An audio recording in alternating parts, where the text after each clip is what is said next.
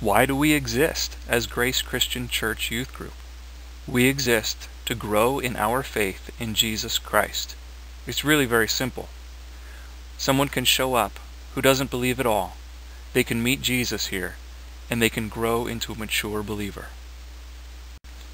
But if you show up for a while, you'll notice that we have a lot of fun when we're together. Why do we have fun? If we are to help each other, if we are to be able to talk about deep and even emotional things, we must be able to trust each other. Trust is a tricky thing. At Grace, we have fun together, and then we get to know each other. And when we get to know each other, we begin to trust each other. Unless, as we get to know that person, we find that they're not trustworthy. So it's kind of a no-brainer that you want to be a trustworthy person. Trustworthy people have these things in common. They're safe, they're non-judgmental, they're encouraging, a fancy word for that is edifying, they don't tell lies, and they're gentle.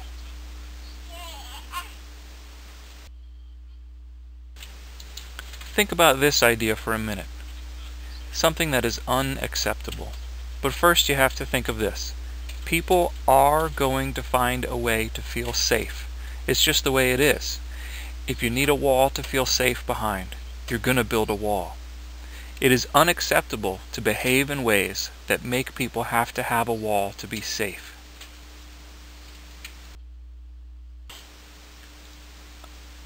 A wall can be anything. It can be acting tough and rough. It can be humor. It can be talent. It can be skills, sexiness, intelligence, lies. It can be tuning out, trying to disappear. It could be hiding behind a cell phone or headphones. It could be creating a fake self to show others.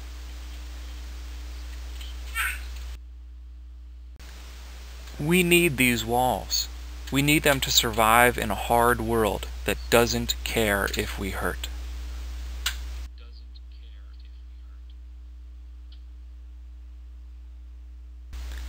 But it's not until the walls come down that we can deal with our hearts and discover who God is calling us to be.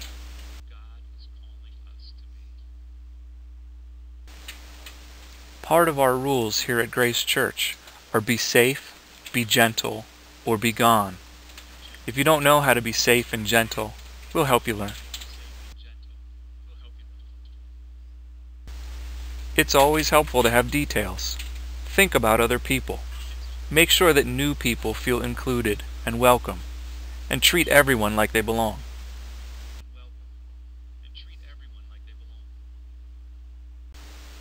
Be nice to people. Don't use offensive slang and slurs. Don't stereotype. If something embarrassing happens to somebody, well, that happens. Let it go. Don't make fun of people. An important part of our meetings is our aptat time. That's our one person talks at a time. We have to do this if we're going to have messages that are heard and conversations that go anywhere. Respect the aptat time.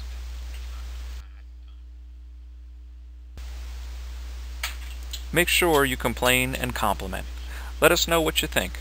Use that silver box and write us a note, or have a conversation with us, or inbox us.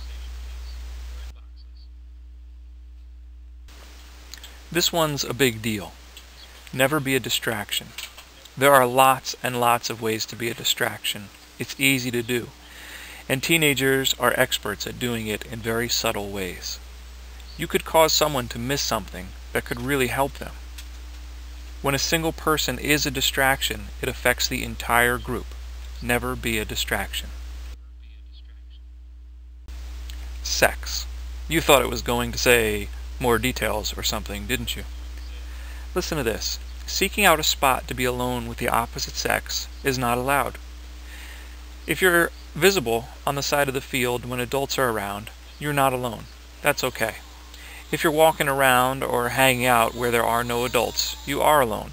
That's not okay.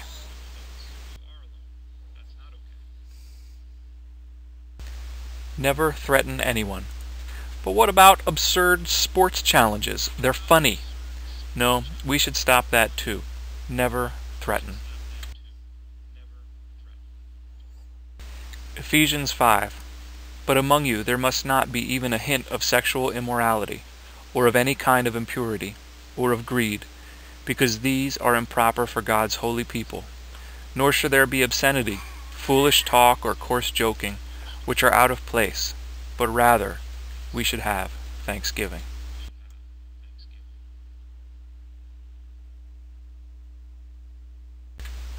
Here's a word that we really need to get used to. Edify. It means to build up spiritually, and to build a house. Our lives are like houses that are being built. We either build each other up or tear each other down. There really isn't an in-between. Always build each other up. Always edify.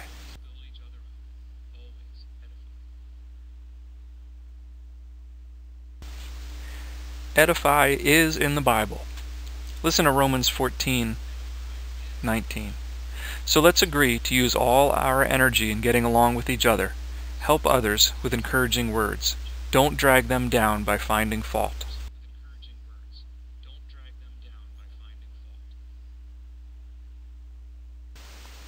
An eye for an eye. That's the idea where if somebody pokes your eye out, you get to poke theirs eye out. Or if somebody's a jerk to you, you get to be a jerk to them. That is not the message of Jesus. Jesus says, forgive. 1 Thessalonians 5 says, see that none render evil for evil unto any man, but ever follow that which is good, both among yourselves and to all men. So we are called to be kind to each other in the church and to the world outside of the church.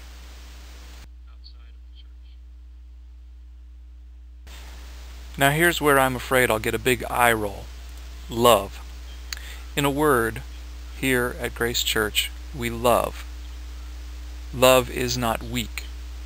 Love saved my life. Are you strong enough to love people? Or are you afraid? Are you sticking with your fear? Are you going to be cool instead of being loving? You can be cool and loving, you know. Will you let love save people in this place?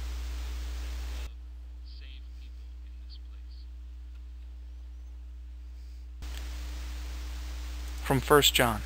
Dear friends, let us love one another, for love comes from God. Everyone who loves has been born of God and knows God. Whoever does not love does not know God, because God is love.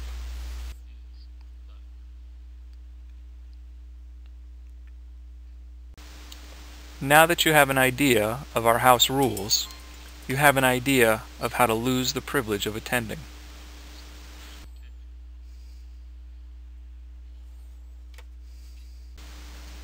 Keep it simple. Love is the thing that is going to make this place be what it ought to be. Love is the thing that is going to help the hurting people in our group. Love is the thing that is going to call you into being who God created you to be. Love is what's going to do that. You play a role in building a place of love. Meanness has to go. Love is coming in and it's pushing out the meanness. And I have to say this too. If you work against the love, you're going to have to go. Love each other.